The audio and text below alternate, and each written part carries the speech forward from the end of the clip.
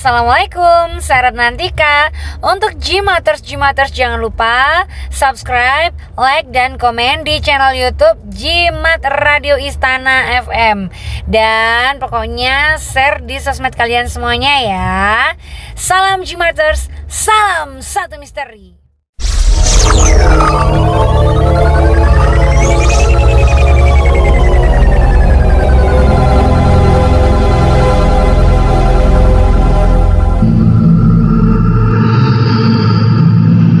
Kembali tim Jimat punya cerita dengan judul Getih Pengarep seri yang ke-9. Cerita ini ditulis oleh Masrullah Fakih dengan pembawa cerita Ki Banu Asmoro. Istana Radio.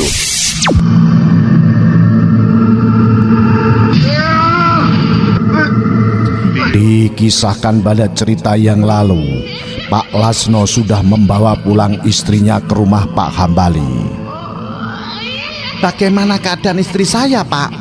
Suara Lasno terdengar serak parau saat menanyakan keadaan istrinya pada Pak Hambali. Tenang, Pak Lasno, tenang.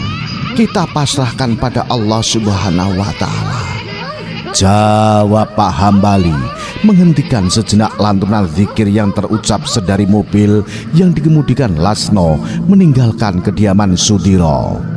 Lasno yang masih terlihat cemas dan panik menarik nafas dalam-dalam. Matanya kembali fokus menatap jalanan gelap dengan tangan masih gemetar memegang setir kemudi. Lantunan zikir kembali terdengar bergantian dengan rintian Hakim dan Hanif yang duduk bersandar lemah di jok belakang. Sedangkan Murni terbaring di kursi tengah masih dengan keadaan yang sama, mata melotot serta mulut sedikit terbuka. Satu malam yang penuh kengerian dirasakan begitu panjang oleh Lasno, Pak Hambali serta dua santrinya. Meski berhasil lolos dengan membawa Murni, namun harus dibayar dua santri yang terluka. Tak cukup itu saja, sesaat setelah mobil Lasno sampai di halaman pondok pesantren, satu tanda tanya sejenak menyelimuti benak Lasno dan Pak Hambali melihat kerumunan para santri ramai di aula. Bahkan suara gemuruh lantunan surat Yasin dari dalam terdengar hingga di halaman, membuat sedikit terburu Pak Hambali untuk segera keluar dari dalam mobil.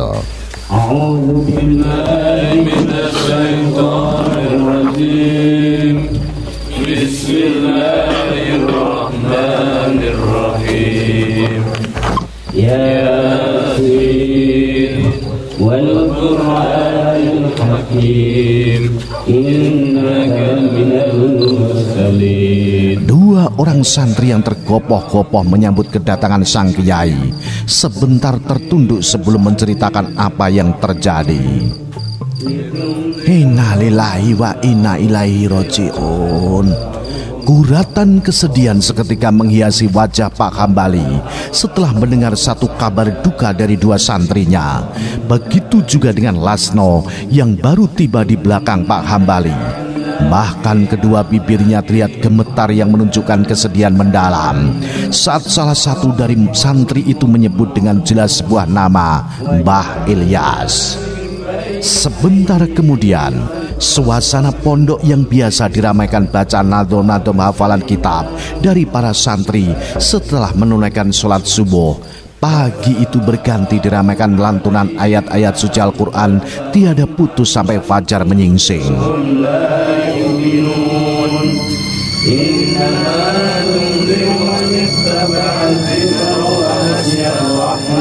Kesedihan sangat terasa menyelimuti ruang lingkup pesantren beserta seluruh penghuninya yang tengah dirundung ujian berat. Bukan saja karena meninggalnya Mbah Ilyas, melainkan 4 santri yang ikut terluka parah dan dilengkapi Murni yang juga belum tersadarkan. Lasno yang ikut memandikan jenazah Mbah Ilyas tak mampu membendung air matanya saat menatapi tubuh sepuh pucat membiru tanpa nafas.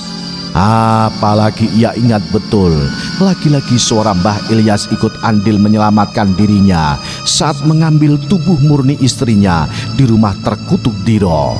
Meski akhirnya harus dibayar dengan selembar nyawanya. Air matanya yang semakin deras mengalir membuatnya mundur dari sekat darurat pemandian jenazah. Ingin rasanya menghampiri istrinya, tapi hatinya belum mampu melihat keadaan murni yang menurut Pak Hambali sedang terkena lirang sukma.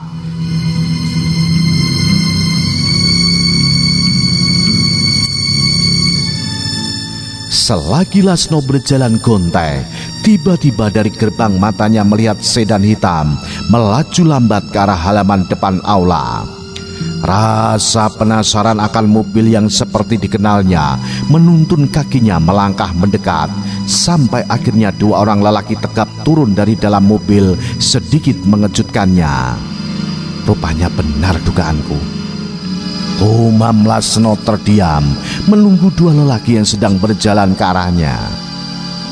Pak Lasno, maaf, kebetulan sekali kami langsung bisa menjumpai Bapak, ucap salah satu dari lelaki tegap berwajah sangar. Ada apa kalian mencari saya? Jawab Lasno dingin. Kami kesini atas perintah Pak Sudiro untuk memberitahu Bapak jika Ibu Win meninggal dunia dan akan dikuburkan siang ini.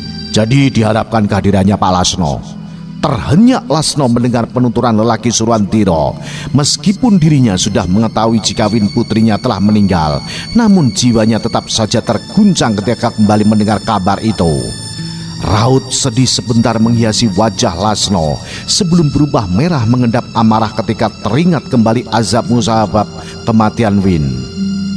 Matanya menatap tajam dua lelaki yang masih berdiri di depannya, yang sepertinya sengaja menunggu jawaban darinya. Pak Lasno, bagaimana? Apakah Bapak akan ikut bersama kami? Tanya salah satu dari lelaki yang merasa aneh dan heran melihat Lasno menatap penuh kemarahan. Tidak, Pak Lasno tidak akan ikut kalian. Lasno dan kedua lelaki utusan Diro sama-sama terkejut mendengar suara berat dari belakang Lasno. Serentak ketiganya mengalihkan pandangan mereka ke arah sesosok lelaki berjubah putih yang berjalan pelan dari sisi sebelah kiri pendopo mendekati tempat ketiganya berdiri.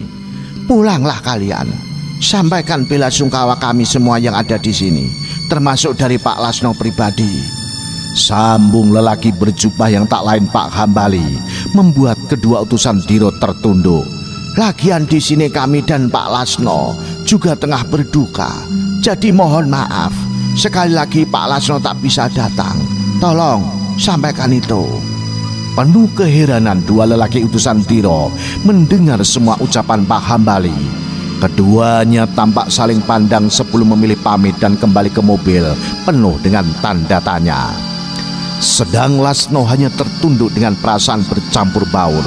Ingin rasanya melihat jasad terakhir kali putri semata wayangnya, tapi tak mungkin ia membantah ucapan Pak Hambali yang sebenarnya belum dirinya mengerti. Mari Pak, kita sholatkan jenazah Kang Ilyas, ajak Pak Hambali. Setelah sedan hitam yang dibawa dua utusan Diro meninggalkan halaman aula, Lasno hanya mengangguk pelan dan segera mengikuti langkah Pak Hambali menuju masjid pondok. Nampak puluhan santri laki-laki yang sudah menunggu kedatangan Pak Hambali guna melaksanakan fardu kifayah. Setelah melaksanakan serangkaian kewajiban untuk jenazah Mbah Ilyas, para santri yang dibantu puluhan masyarakat sekitar yang mengenal dan berdekatan dengan pondok menguburkan jenazah Mbah Ilyas di belakang, sekitar 500 meter dari pondok yang masih dalam lingkup tanah milik Pak Hambali. Lasno yang masih tampak terbebani dengan kedatangan dua utusan Diro berjalan lunglai setelah proses pemakaman jenazah Mbah Ilyas selesai. Jiwanya meronta dengan berita kematian putrinya. Apalagi saat-saat terakhir pun dirinya sebagai seorang bapak tak sempat ikut mengurus dan mendoakan. Air matanya kembali mengalir menahan nyeri yang menelusup dalam dadanya, sampai satu sentuhan tangan menepuk pelan pundaknya membuat tergugup. Pak Hambali, Lirih suara Lasno saat mendapati Pak Hambali yang menepuk dan sudah berada di sampingnya.